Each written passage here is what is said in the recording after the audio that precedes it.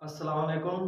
उम्मीद करता हूँ आप सब स्टूडेंट खैरियत से होंगे। अगर आप हमारे चैनल पर नए हैं तो हमारी तमाम आने वाली वीडियोस को लाइक भी कर दें और हमारे चैनल को सब्सक्राइब भी कर दें, ताकि हमारी जितनी भी आने वाली एजुकेशनल वीडियो हैं टाइमली टू टाइमली आपके पास पहुंचती रहे और आप उससे मुस्तफ़ीद हो सकें।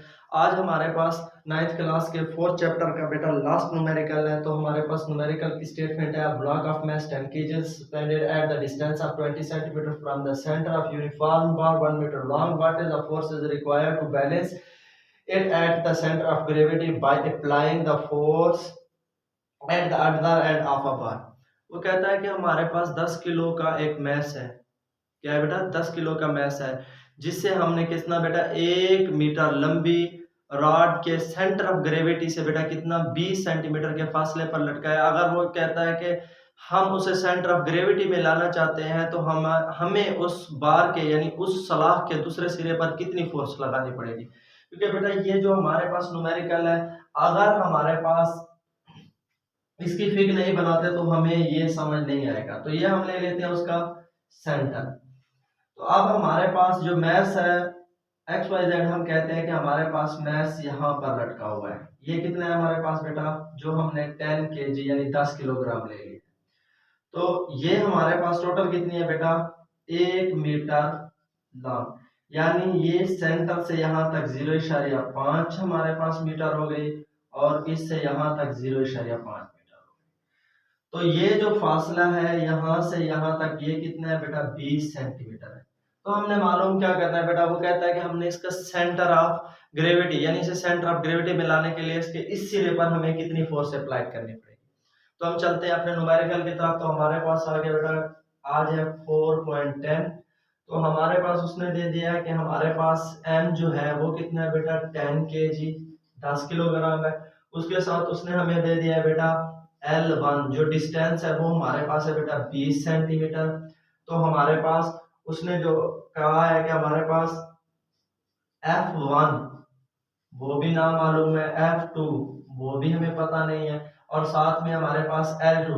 क्योंकि देखिए बेटा, अगर हम एक बार के एक हिस्से को 0 यानी 5 मीटर के साथ जाहिर कर रहे हैं तो दूसरा भी हमारे पास 0.5 हो जाएगा। तो यहाँ पर L2 आपके पास बेटा कितनी आ जाएगी? 0.5 मीटर।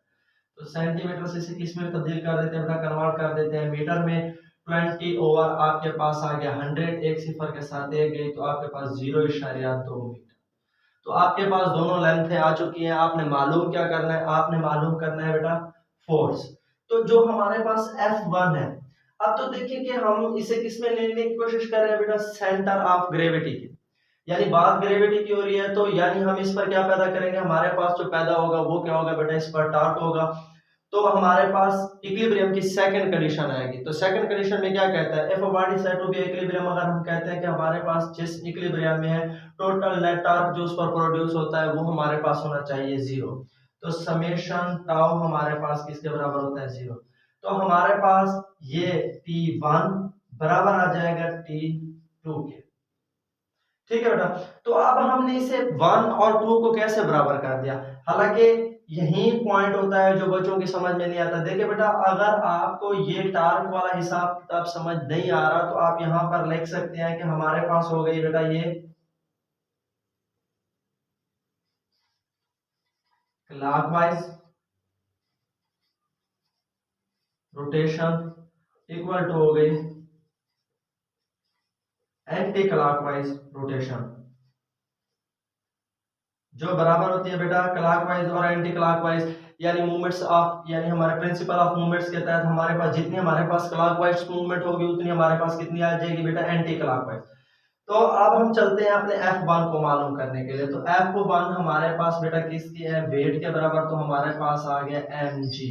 तो वेट मैस हमारे पास बेटा कितना है? 10। तो मल्टीप्लाइड g की वैल्यू भी होती है हमारे पास बेटा कितनी?